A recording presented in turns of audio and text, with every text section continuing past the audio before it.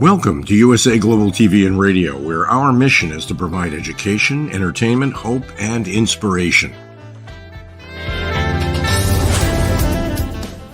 USA Global TV and Radio connects you with experts and audiences all around the world every single day to help you succeed in business and to live a richer life.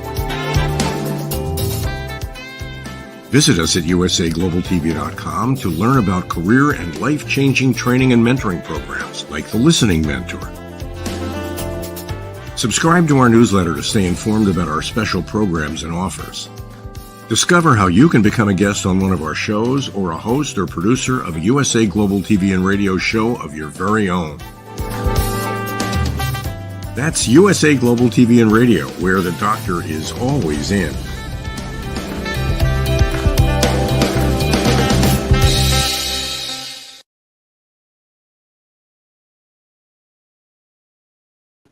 Good morning, good afternoon, good evening. This is Red O'Loughlin on The Wise Ones on the USA Global TV and Radio Network. Today I have a very special guest. I met him a few weeks ago on a networking event. We had, I think, a couple one-on-ones. Got a chance to really know what he does and why he does it. And that's the part that's really interesting because he has a unique way of coming in to solve a problem. He has a multitude of experience in television, radio, broadcasting, and media. Entertainment technology, communications, artificial intelligence, augmented reality, a lot of things that he has been working in. And I want to introduce today, I will introduce right now, Mario Castellanos. Thank you, Red. And thank you for this opportunity to speak with you again and an opportunity to talk to your audience and tell them a little bit about me and what it is I'm doing. Well, one of the first things I noticed was that you speak three languages, Portuguese, Spanish, and English. Tell me about the Portuguese portion of that. I used to travel quite a bit. And because I did, every country that I would go to, if I had an opportunity to learn the language, I would. I was traveling to Brazil quite a bit, so I made a point to learn as much Portuguese. And because I continued to travel and I developed a lot of friendships with people from Brazil, I kept it as a language to learn. I noticed that when I was in Portugal, it's not the same Portuguese. You know, you have the Brazilian Portuguese and the continental Portuguese, and most of the TV shows and everything are in the Brazilian Portuguese. But when I did my language learning, I was learning Brazilian, but I'm over in Lisbon, and even though I could read it, they didn't understand what I was saying, regardless. But let's get back to you. You started out in a variety of businesses, and you kind of picked up things. And with the technology, you became, I'm not going to say a consultant at the early age, but you certainly picked up a lot of experience. Why don't you tell us a little bit about your background and how it kind of led to where you are today? Sure. My professional career has always been in technology. I started off in consumer electronics, and from consumer electronics I went into broadcasting and broadcasting electronics, satellite television. In there was some time that I got involved with security systems, and from there, from broadcasting, it went into broadcasting and film media, I should say. I went into telecommunications, and from telecommunications I continued on with the newer technology such as artificial intelligence, and then later on augmented reality. And now, because of Mystery on Main Street, I've become more involved in gamification. So it's one has led to another. And in each case, it's been a great learning experience. And in each case, I've noticed that I've been able to use the experience from one to augment whatever it is I'm doing in something else. Okay, this seems to be the like it's called the year, but certainly the beginning of the era of AI with regard to mass distribution. I signed up for ChatGPT a while back, then I signed up for Bard, which is now Gemini, and then I signed up for another one, can't even think of it, Azure. And the first two are simple. I mean, boom, boom, I'm there, I'm using it, I'm working. And Azure was just for me, a very difficult platform to sign up for. Why, if we're going to use a platform like that, and most of the people using it are probably not even, they're entry level people. Why would a company make it so difficult to get into the system? I although I've been involved in technology my entire career, I'm not an engineer, nor a technician. I still consider myself a technologist to a certain extent. So I'll take a stab at answering your question. I think a lot of these technologies, when they're created with a real love of what it is that's being created, and the person or group that's creating this technology see it as a new form of efficiency and for whatever sector or target market that they're going after. So they create it so that they can use it and that others within their ecosystem can use it. And their ecosystem is quite large, but it doesn't cover everyone, right? So I think what happens is when you find these new technologies, over time, they do become much more user friendly, but it takes a bit of time and it takes a bit of work and mistakes and changes and pivots. So and that's how we're able to get some of the technologies that we use now. I mean, I'll give you a quick example.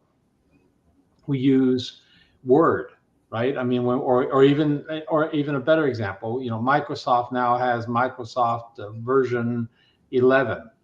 Well, I remember using the original versions, and just before that, I was using DOS.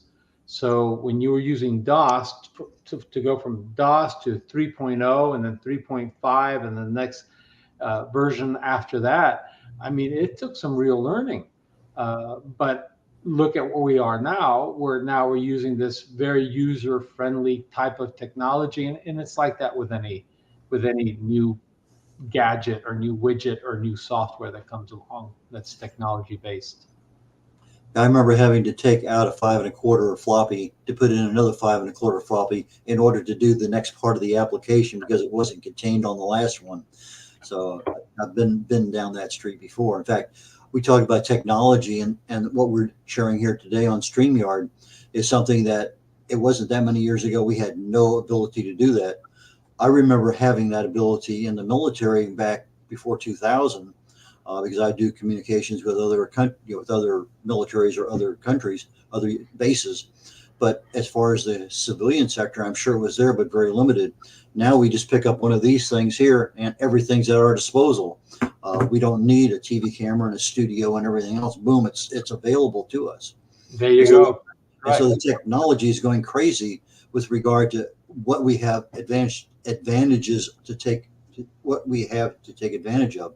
And the AI is one of them. But you mentioned the term augmented reality. Tell me the difference, as you understand it, between AI and AR.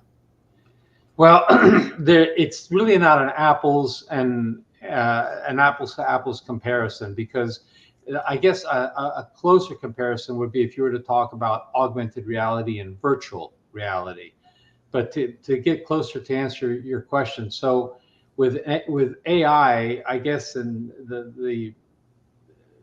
the most simplest form is the ability to take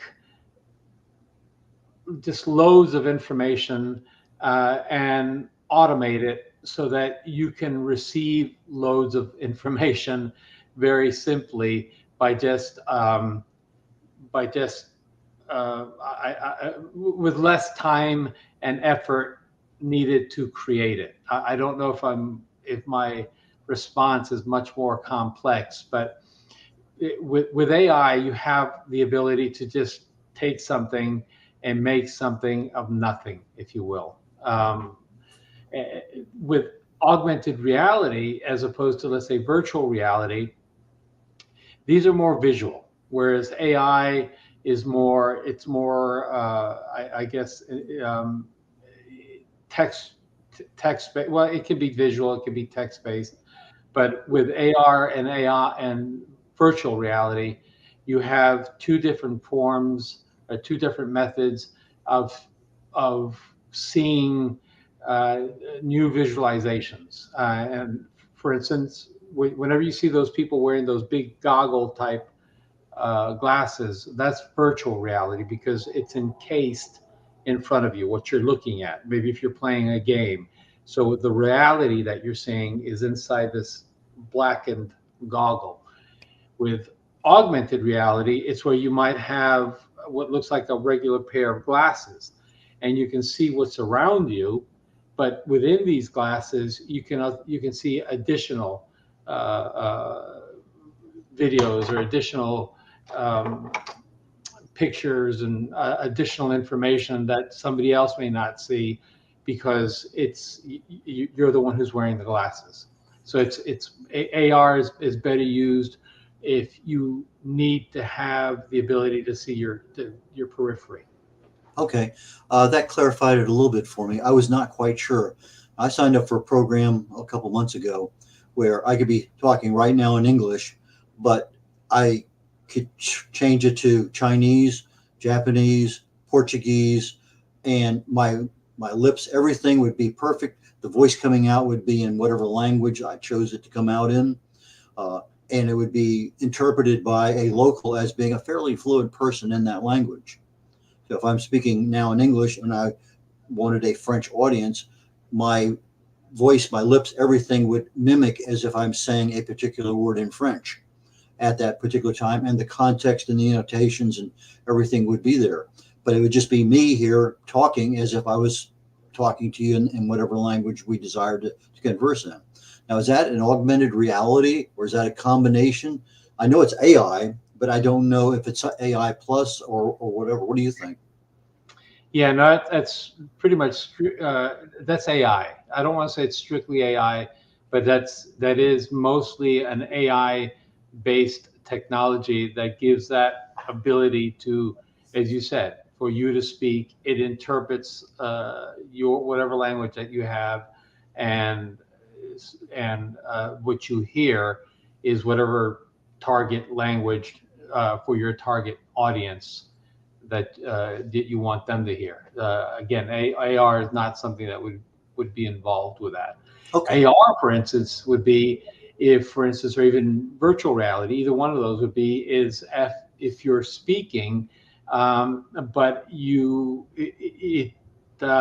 it makes you seem as if you're in a different place than where you might be. That's more augmented reality or virtual reality. Okay, you're helping me get clarity a little bit better than I understood. But that's had been bugging me when I looked up your background and started getting prepared for the show. I said, okay, I think I know what that is. I know what virtual reality is, but augmented, I've seen the AR on a few things, but I wasn't really sure. So thank you. So you talked about gamification. How did you get involved with that? It became it's really something that I got involved with because of Mystery on Main Street. The idea behind it, without getting too in depth, is I found a need for small businesses, and this need was to get more people going to them. Right? I mean, there's this huge belief that the small mom and pop retailer is losing ground to the eBays and the other and the Amazons and the Etsy's of the world. And I can't really say that they're losing ground to them. I'd say that each one of them is basically helping the other. But what I did see is that a lot of these small businesses are really losing ground to other larger businesses because of their lack of ability to market to their audience. And that comes there's a number of reasons behind that. The most important one is because that's why we call them mom and pops. They work from 9 until 9 o'clock at night. Yes, they've got people helping them out, but their focus is that business. A lot of times they don't have the they don't have the time or the effort to be able to delve into marketing or really look into new methods and new ways, new technologies to bring people into their business. That's what Mystery on Main Street does. Through gamification, what we've done is we created a mystery game, and that's founded by a mystery story that someone reads and has to find clues for and has to solve the mystery in order to win a prize. Along the way, they can win other prizes and coupons and discounts, but the grand prize for every mystery that they solve, it could be $100, could be $1,000, could be several hundreds of dollars. Point being is that's the gamification part of it, right? I mean, people will, it incentivizes people to go into these locations of their choice. So it's not a scavenger hunt where you've got to punch cards and you have to go to one location or another location. This is where you go to different locations that you've chosen. You search around the location, find a QR code that gives you a clue, and that's all part of the game. That's what makes it fun. Okay, let's go back to ground zero on Mystery on Main Street. So Sure. you created a game, and this app is available for free, and the app is on your cell phone. The app will be. We're a pre-funded company. That means that we're in the process of developing the app. Everything so far has been bootstrapped. We expect to have an app within a short period of time, where the first iteration of it will be web-based, and shortly after that, you'll be able to download it from your Google PlayStation, or not PlayStation, I'm sorry, the Google Play or the Apple version of it. You'll be able to download it to your phone for no cost. Okay, so I have a mystery to solve. So as I go into the app, okay, who's buried in Grant's tomb? Whatever mystery that is, I have now the ability to go to point A, B, C, D, which are mom and pop stores, which, well, because I walk in the store, I'm more than likely, if it's something that I want, I can buy something from them. So I increase traffic, increase awareness for the mom and pop.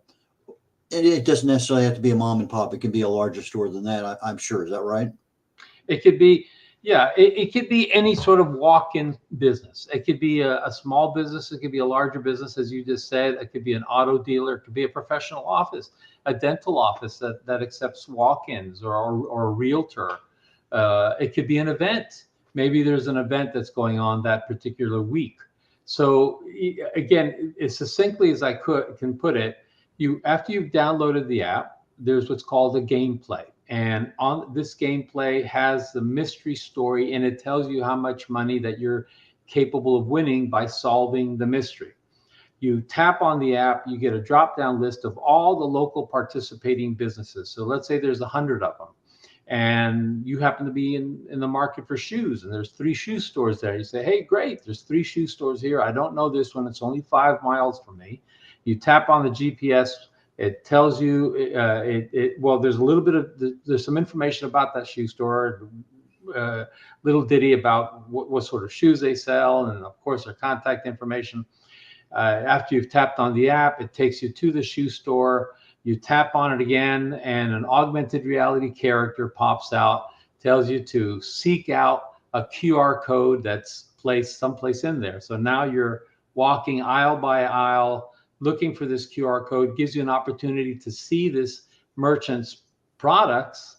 And once you find that QR code, you scan it with your phone, and it lets you know if your response to that clue was correct or incorrect. If it's correct, you can go to another location the next day. If it's incorrect, you can go to another location within minutes. The first person to solve the mystery, which will take about 4 weeks to do so, will win that grand prize that I was talking about. The person, now the advantage to the player is not only do they get an opportunity to win these prizes and coupons and discounts along the way, but of course they get a chance to win that grand prize. And they had a chance to win other prizes afterwards as well. The advantage to the merchant is that we're bringing people inside their location. No other form of advertising or marketing does that. That's what we are. We're really not a game app. We're a marketing and advertising technology company. Okay, so I have a bunch of shoe stores, some dentist office, a couple auto dealerships. So it doesn't matter on week one if it's a 4-week program or even, you know, a 7-day. It doesn't matter whether I start at a dentist office or whatever. I just pick wherever I go, and that QR code is going to connect somehow with the mystery of that week or that day, and give you a thumbs up or a thumbs down with regard to you. Okay, you're successful right now. Let's move on and go to the next one. But so you, even though you may have, I want to go to this clothing store over here, or this, as you talked about, shoe store, it doesn't matter which one you go to, because all of them will have some aspect of the right answer. All of them will have different clues that you can go to, or go with, I should say. So again, an example, let's say the mystery story is about a fellow named Sam, who's a pharmacist, and he's the one who founded this particular town 150 years ago. But Sam disappeared, and simultaneously, the barmaid Sally, she disappeared. So the mystery is, did Sam run off with Sally? Did Sally go her way and Sam went his way? If he went his way, did he fall off a pier and drown? Or did Sam just run off to Australia and change his name because he was trying to get away from the mob? Did Sam do something else? So there's a lot of moving parts to that mystery, and there's a lot of clues to that mystery. So it's not an easy task. And the way the game is engineered, it takes about a month, actually. It takes about 4 weeks to solve that mystery, as you go from clue to clue to clue, and from location to location to get these clues.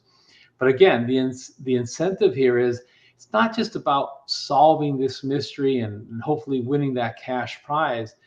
It's about getting to know your location, getting to know your community, and getting to know other products and other services and other vendors within that community that you may not even know that they exist. It's happened to me. I can think of one particular store that I started to go to that had been in that location for 2 years. I was driving by that location all the time, never much paid attention to it. And for another reason, I had to go to another location as I was coming out, and because of a car. I mean, I could go into the entire story. The point being is, I found about this place just by sheer coincidence. And this app tells you about these places. It gives you a reason to want to go see them. And the reason is that, yes, you get a chance to win money, but there are many other reasons as well. Okay, so two people could come to the same conclusion and never see the same store. That's exactly it. That's Okay. exactly it. That's the part I wasn't quite sure of, whether they had to be in that particular shoe store to get the right clue at the right time. But so it doesn't matter. You're out there visiting your locale, and whatever your business needs are, the clues will give you enough information for you to deduce and solve the problem that will eventually get you the whole solution. Correct. You're not forced to go to a type of service or a location or a shop, what have you, that you have no interest in. You go to the sorts of business that you normally would go to anyway, but for some reason you just didn't know that they were there, or you've never visited them because you never had the opportunity, never thought about it. But this gives you that opportunity. This gives you that reason to go to these places that you've always thought about, but never have. Okay, I'm in Houston, Texas. You're at Miami, if I remember right. Miami, and also just north of Orlando called Sanford. I'm dual based. Okay, so your merchants are the ones that you've contacted, or they know about you and they've contacted you? It's a combination of both. At this point, because we're just starting up, we're contacting a lot of communities, telling them, excuse me, what it is that we're doing, and we're generating interest, because once we are ready to go, and as I said, right now it looks like things are moving a little faster than that. Actually, I was going to say a little faster than I was expecting. That's a good thing. But we might have something going on very, very soon as far as the app is concerned. I don't want to announce anything yet, but it looks like things might be going really quick. And we'll be needing pilot sites all over the nation. And these pilot sites are, I'm looking to do 12 pilot sites. There'll be 12 communities, each one of these with dozens of participating businesses. We're not going to charge anything to any of these participating businesses. And we're going to get the word out about that community, about those businesses on a national, if not international level. And we're also going to have prizes for the winners of those gameplays in those different communities. So right now, that's what we're looking for, are businesses and communities around the nation that think that they'd be really interested in participating. Okay, so right now we're looking at major areas within the Miami and Jacksonville and Orlando and places like, or is it going to be, Main Street, USA, wherever? Yeah, I'd like to have 12 very diverse pilot sites around the U.S. and Canada. So if I could get a pilot site in Miami, if I get one in San Diego, if I get one in Texas, or two in Texas, I could get one in New York. So in the Midwest, get a couple, and Canada get a couple. So we want a lot of diversity so that people of all walks, from all walks of life, get to see how this works, and people from all walks of life get to experience it. Okay. And so from the perspective of the user, the app will be available in the near future from the application of being a merchant who has the potential of people coming in to get the daily solution, of lack of a better word, but the QR code. So that QR code has to be physically placed in that store someplace? That's correct. It'll be strategically placed. As a company, once we'll work with that merchant at this juncture from a distance, from a virtual distance, but once we're up and running, if you will, we're past the pilot site or pilot stage. We're going to have salespeople. In fact, we'll be looking for local agents in every community, first around the U.S. and Canada. These are people that have a sales and marketing and merchandising background. And we're also going to be looking for writers. So yes, we're going to be heavily involved in AI, but we're going to use real people to assist our customers. So these sales agents are going to be our local representative in that market for any sort of customer service that customer might need, that merchant. And our writers will be people that live in those markets. These are people that know that on the corner of 5th and Main, there's a bus stop that says Sam's Insurance Company, because that bus stop might play into that mystery story that's being written for that market. Each mystery story is going to be very unique, and that's also part of the fun, because as a player, all of a sudden you might see a reference to something that you're intimately familiar with, and that will be part of the mystery story. Okay, so right now it's in English. It'll be available in Chinese and Spanish and other languages in the near future also? Right now, it'll be in English. After English, we'll begin working on other languages. Yeah, with AI, it shouldn't take very long at all to make a lot of those conversions. That's true. That's correct. Yeah, I did some traveling, and you just pick up your phone and you type it in English, and if they're speaking Spanish, you show it to them and they know it, and they can either type it in or give you a thumbs up or thumbs down or whatever is appropriate from a quick response. But it sounds pretty interesting and certainly unique. How did you come up with this idea? Back in early 2017, I was sitting in a small park where I live, like any small town. We always have a central park. I was enjoying a coffee, and off the corner of my eye, I see this elderly woman get out of her car, looking at her phone, and start scurrying around the park. And again, she caught my eye as she was doing this. From the other end, I see this teenage boy, or what looked to be a teenage boy, doing the same thing. So these are completely different people, but both of them are doing the same thing. And then after a while, I see a couple, and then some other people, and then another couple. Curiosity got the better of me, so I left my bench and followed them to this big tree that they had all gathered around. So as I go to this tree and I ask them, "What are you doing?" And one of them turns around and says, "Pokemon." Well, I had been in technology my entire career, so I knew exactly what Pokemon is. So, but I had them explain it to me so I could find out more about it in detail.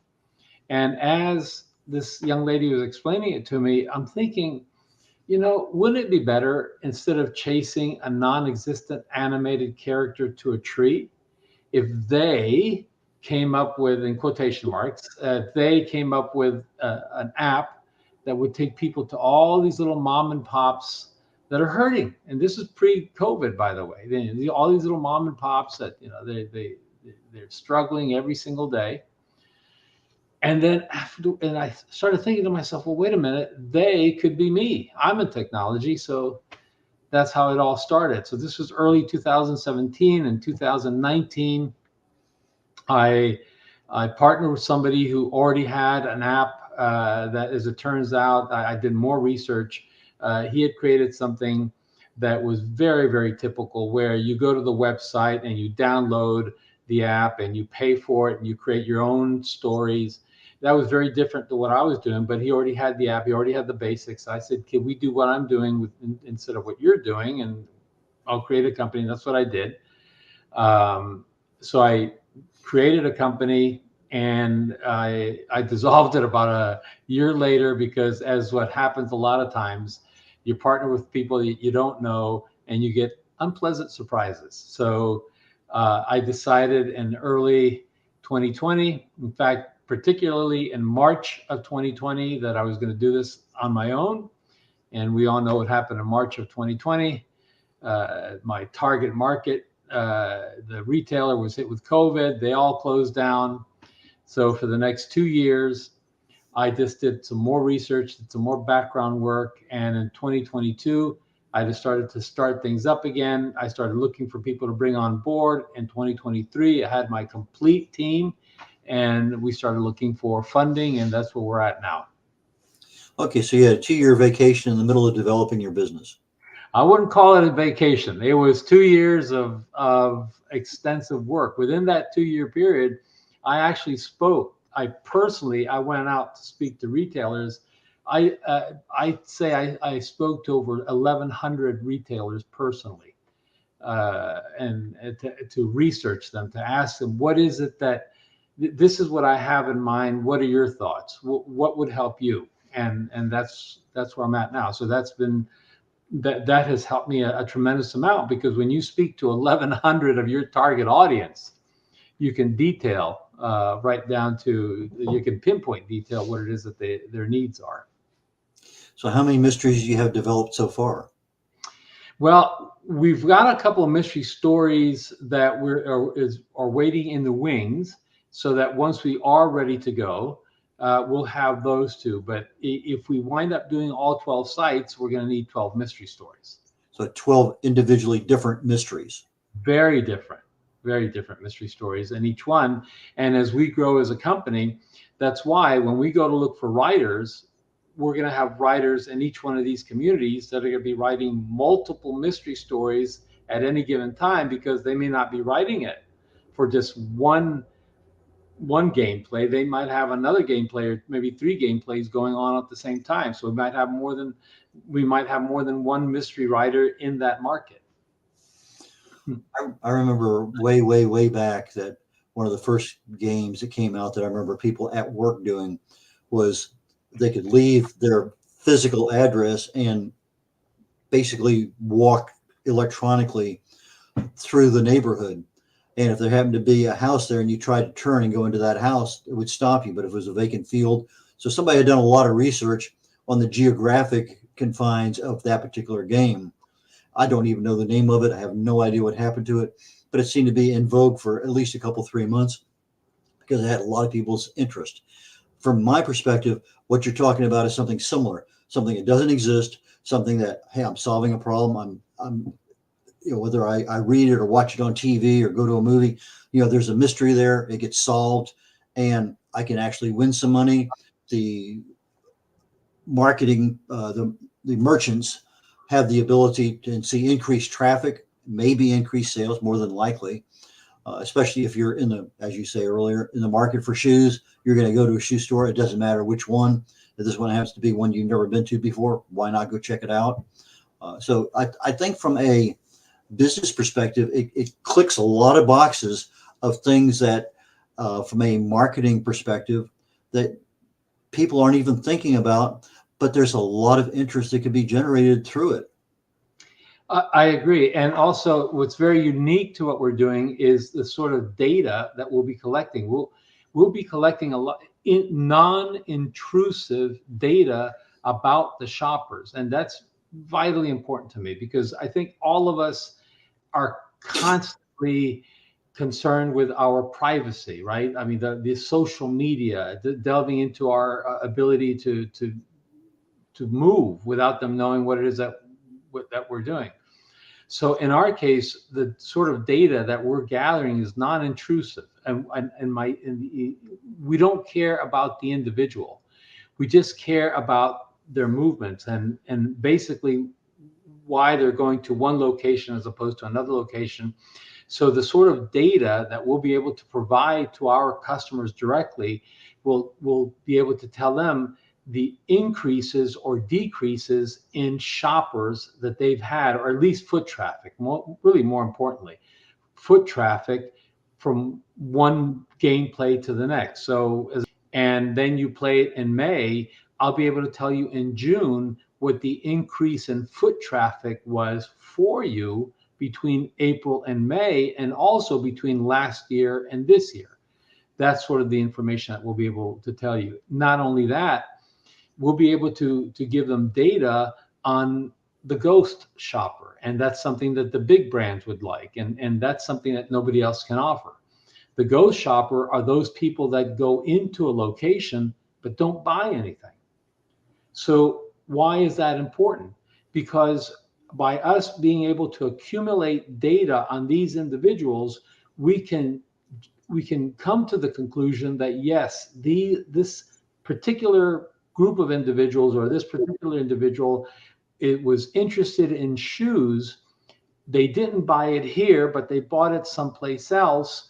That's very important for that location, because obviously somebody was interested in shoes, but they didn't buy it there. Now we've got, through our other capabilities, we'll be able to determine, or hope to determine, the reasons why people aren't buying it there. Okay. I think you've given me a lot of clarity on what it is, how it benefits both the individual and the business. So let me give you a minute or two.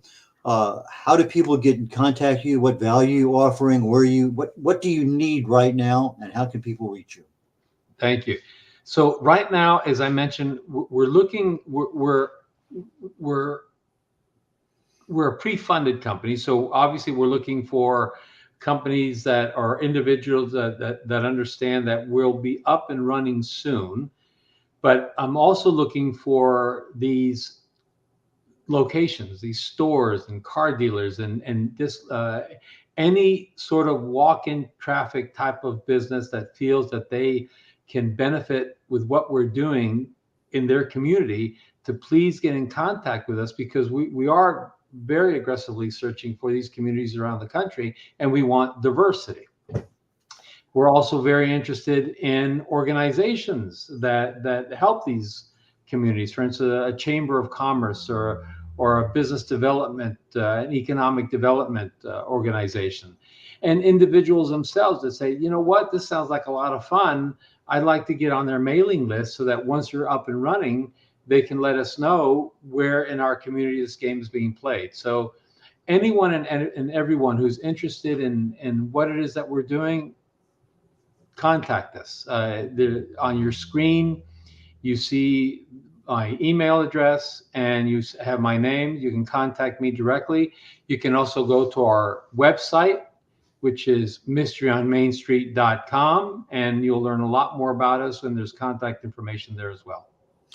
Okay, Mario, we also have a radio audience out there that this goes to.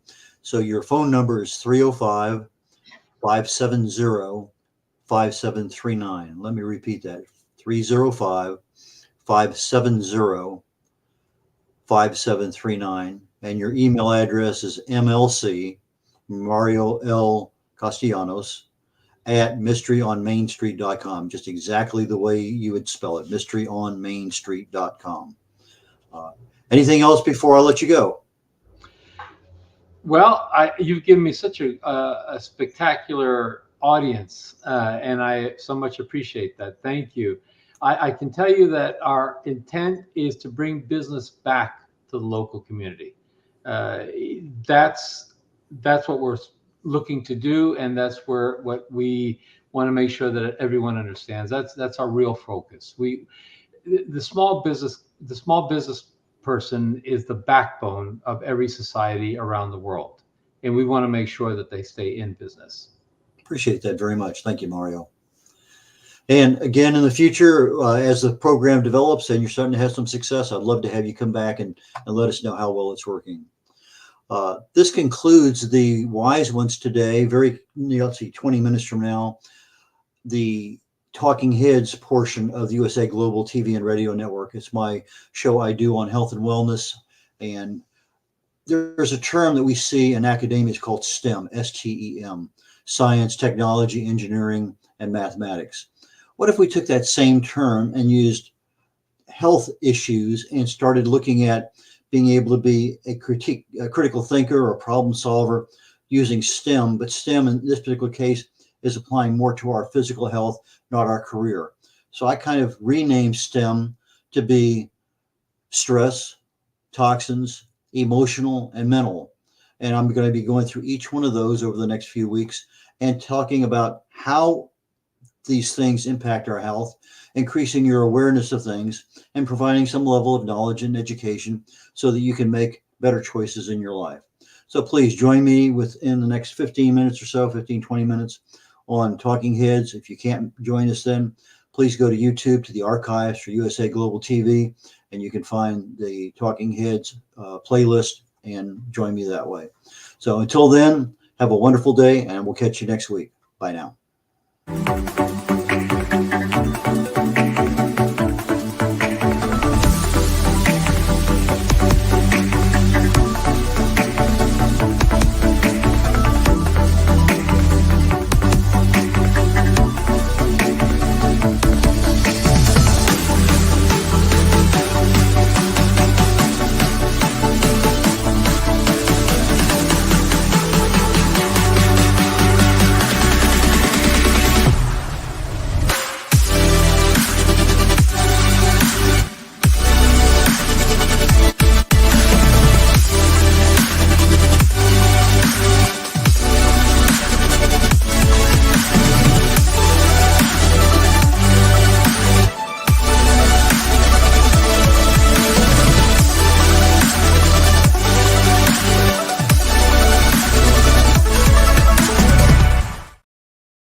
USA Global TV and Radio proudly presents our partner and sponsor, Mr. Philip Sykes and the British School of Excellence. Building confidence, changing lives. And now, proudly presenting the Polished Professional. On a transformative journey with the British School of Excellence's comprehensive suite of masterclasses, crafted to elevate your professional and personal life. 8 outstanding modules will elevate you to the next level. Module 1, Exploring Life's Purpose, delves into the depths of self-discovery, guiding you to chart your unique path to fulfillment and success. Module 2, Mastering Professional Presence and Confidence. This masterclass is a deep dive into the art of self-assurance and commanding presence, which is essential for standing out in today's competitive landscape. Module 3, Learn the Secrets of Visual Impact, how to curate a personal style that amplifies your professional brand. Module 4, Mastering Professional Etiquette and Communication Excellence, Navigating the Nuances of Corporate Interaction with Grace and Tact. Module 5, Elegance in Eloquence. We impart powerful techniques to captivate and persuade any audience with your oratory skills. Module 6, Unlock the Potential of Your Emotional Intelligence, EQ, and harness the ability to connect, empathize, and lead with emotional savvy. Module 7, Mastering DISC, Building a Gateway to Understanding Behavioral Styles, Fostering Better Personal and Professional Relationships. Module 8, Mastery in Dining Etiquette, Building your confidence to perfect the subtleties of dining with finesse, enhancing your social savviness at any table. Step into the Polished Professional program where poise, elegance, and excellence aren't just taught, they're instilled for life. Join us to redefine your potential and polish your professional edge. To learn more, go to thebritishschoolofexcellence.com. The British School of Excellence are investors in people. Let us invest in you. USA Global TV and Radio, in partnership with Dr. Jacqueline LLC, present Amazon #1 best-selling author, Dr. Jacqueline Kerbeck. Dr. Jacqueline Kerbeck is a certified life, career, and executive coach who teaches people how to listen at an elevated level through her courses and her books. Dr. Kerbeck teaches her clients how to open their hearts and express themselves through their creative genius. In her children's book series, The Amazing Adventures of Lady Ella, The Listening Mentor, Dr. Kerbeck teaches children and their families how to listen at an elevated level. Dr. Kerbeck has worked with clients across the world to guide them in how to express themselves and communicate at a highly effective level. Join our team of elevated listeners so you can listen without judgment, without providing a solution, without interruption, and without stealing the stage. To order your books today, go to drjacqueline.com or Amazon.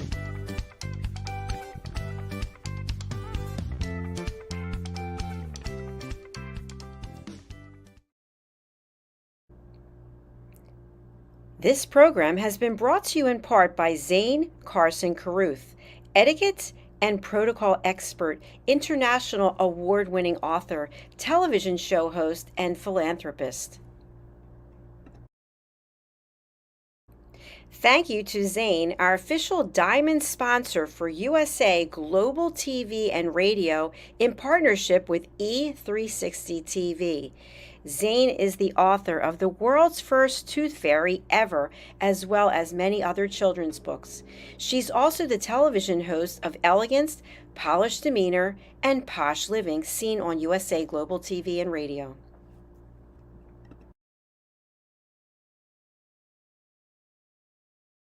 Hi, my name is Zane Carson Carruth, and I'm the author of this book, The World's First Tooth Fairy Ever.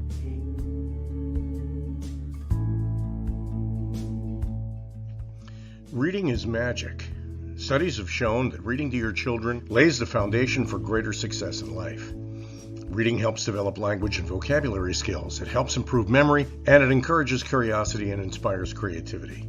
The benefits are immeasurable, and as a parent, you'll benefit too. In only 10 or 15 minutes a day, you'll be creating more memories and a bonding experience that will last for years to come. So take time to read to your children. Read them books about things that engage and interest them.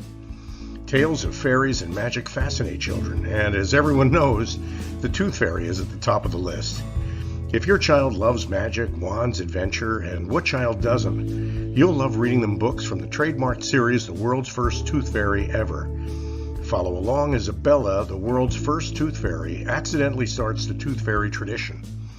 Learn the tricks of being a professional tooth fairy in the book, Bella Starts a Tooth Fairy School. Your child's imagination will soar as you read the adventures of Bella and her magic wand.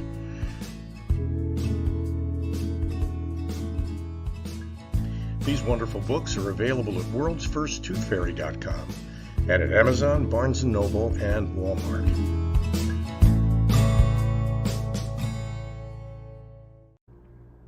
To learn more about Zane, contact her through her website, zanecarruth.com.